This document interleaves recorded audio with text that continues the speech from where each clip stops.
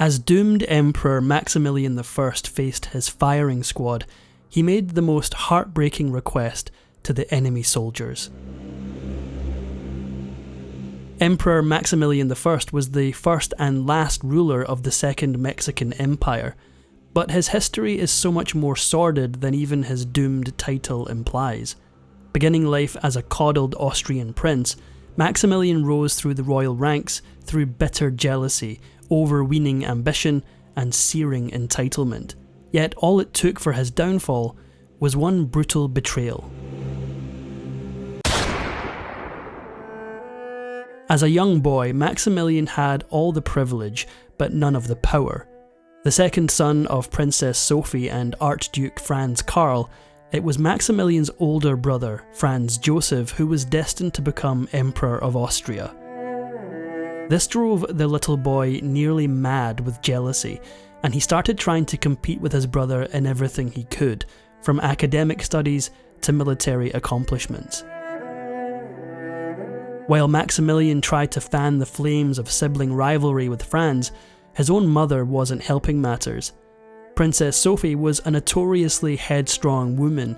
People dubbed her the only man at court in Vienna for her commanding air, and she made it very clear that Maximilian was her favourite child. And some say there was a disturbing reason for this. In truth, although Maximilian was a golden boy in his mother's eyes, his birth had ignited a dark scandal. Sophie had never been in love with her husband, the Archduke, who one historian described as an amiably dim fellow whose main interest in life was consuming bowls of dumplings. Instead, many people whispered that Maximilian was the princess's love child with another man, Napoleon II. Like most princes, Maximilian was a spoiled brat. Unlike most princes, he had an enormous mean streak and was a master manipulator. Despite the fact that he sometimes treated the palace staff like garbage, everyone seemed to love Maximilian. After all, he knew how to turn on the charm when it mattered. His brother Franz had always been aloof and placid by nature, and young Max actually consciously tried to outshine his sibling in the charisma department just to have one more thing to be better at than him. In 1848, Maximilian got one rude awakening. When the prince was still a teen, his uncle abdicated his throne amidst political turmoil, which turned Maximilian's 18-year-old brother into Emperor Franz Joseph of Austria. With Franz Joseph finally emperor, Maximilian didn't stick around the Viennese court to watch him settle into his royal role. Instead, the prince launched himself into a career with the Imperial Austrian Navy, rising up through the ranks with a gritty determination to come back and show his brother who was boss. Instead, he got something else entirely: heart-wrenching love. In 1852, the still green Maximilian went to Portugal on a stopover with the Navy and visited his cousin, the beautiful and fair Princess Maria Amelia of Brazil.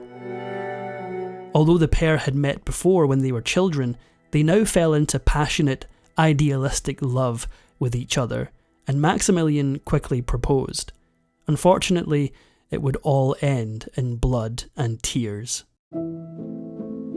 Just months after their betrothal, Maria Amelia caught scarlet fever. Although she survived the illness, her health never bounced back, and instead, she started showing symptoms of tuberculosis. In a desperate bid to save her life, her family took her to the warmer climate of Madeira, but to no avail. She died in February 1853, leaving Maximilian beyond bereft. With his dear Maria Amelia gone, Maximilian threw himself into his work. Like so much else he put his mind to, he was an instant success and became Commander-in-Chief of the Navy in 1854 when he was just 22. His mission accomplished, he went back to his brother Franz Joseph's court and was met with blinding envy.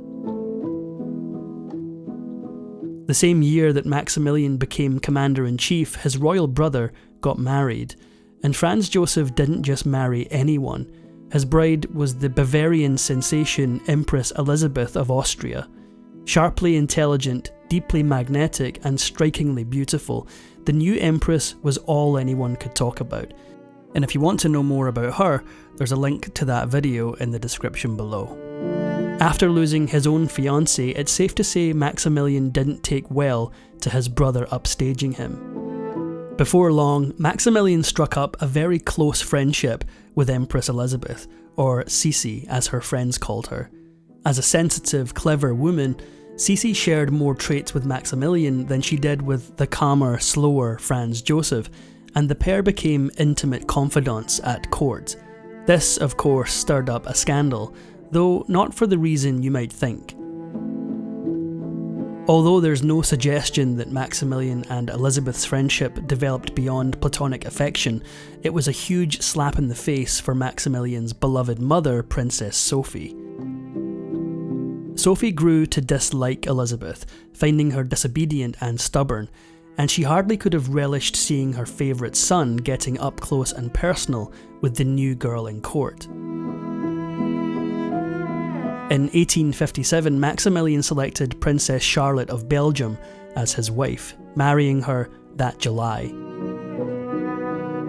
On the surface, Charlotte seemed absolutely perfect. The only daughter of King Leopold I of Belgium, she was a famous beauty in her own right, and came complete with a sizable dowry. Although Maximilian could never quite get over Maria Amelia, he did begin to love Charlotte in his own way. But under the surface lay a much more sinister story. Charlotte was used to being the popular pretty girl in the palace, and her move to Vienna shook those very foundations. Suddenly, every day she was waking up and standing next to the formidably gorgeous Empress Elizabeth, who just so happened to be best friends with her husband, Maximilian. It was a recipe for disaster. Soon enough, Charlotte had sparked up a full-blown rivalry with Elizabeth, and this girl was no amateur. One of her first stops was to ingratiate herself with Maximilian's mother, Princess Sophie, who was all too happy to anoint Charlotte as the brightest beauty at court, not to mention the perfect wife, unlike some empresses she knew. The uber-competitive Maximilian was probably over the moon about besting his brother in the bridal sweeps, but he was about to taste the bitterness of defeat. The year that Maximilian married Princess Charlotte, the new couple took over governance of Milan. Within months, the emperor got a stunning revenge. Apparently tired of Maximilian's liberal policies in the capital and likely annoyed at a lifetime of his barbs, Franz Joseph suddenly fired his own brother from the job, all but rendering the prince obsolete as a royal. By 1859, Maximilian was itching for adventure, and he embarked on a journey around Europe. Only this was a very scandalous trip for the married man. He spent it visiting locations related to Maria Amelia, his long-lost love, and viewed it as a romantic pilgrimage. As he wrote when he reached Madeira, the place Maria Amelia died in, she left this flawed world pure as an angel who returns to heaven, her true native land. In the 1860s, Maximilian got a dangerous offer he couldn't refuse. Napoleon III of France had recently invaded Mexico and thought Maximilian was just the man for the job of puppet emperor for the country's second empire. It was a title Maximilian had only ever dreamed of owning, so when he said yes, it changed his life forever, just not in a good way. Maximilian's acceptance of the Mexican throne sent shockwaves through his family, who all thought he was utterly foolish for taking on an immense responsibility so far away from home. Besides that, everybody knew the Second Mexican Empire was far from stable. France had only just invaded, barely had a foothold within the borders, and were on dangerous legal ground with their plans. Plus, Maximilian would have to sacrifice one extremely precious thing for his ambition. In 1864, Emperor Franz Joseph met Maximilian to sign the so-called Family Pact. This was ominous and devastating. In the pact, Maximilian reluctantly renounced all his rights to the Austrian throne. It was the final nail in the coffin for any of his hopes of becoming an Austrian monarch, but at least he had the Mexican throne to look forward to, right? Maximilian and his wife Charlotte landed in Veracruz, Mexico on May 29, 1864. The moment they arrived, the liberalist townspeople met their new emperor and empress with a very icy reception. Although the new emperor of Mexico had the French army on his side, military might simply wasn't going to cut it with the disgruntled people of Mexico. Instead, the royal couple went for PR tactics, with Charlotte changing her name to Empress Carlotta in a very cringy bid to blend in. Maximilian and Carlotta didn't seem to be able to have children, so they went the classic rich white people route and adopted two Mexican heirs, Agustin and Salvador.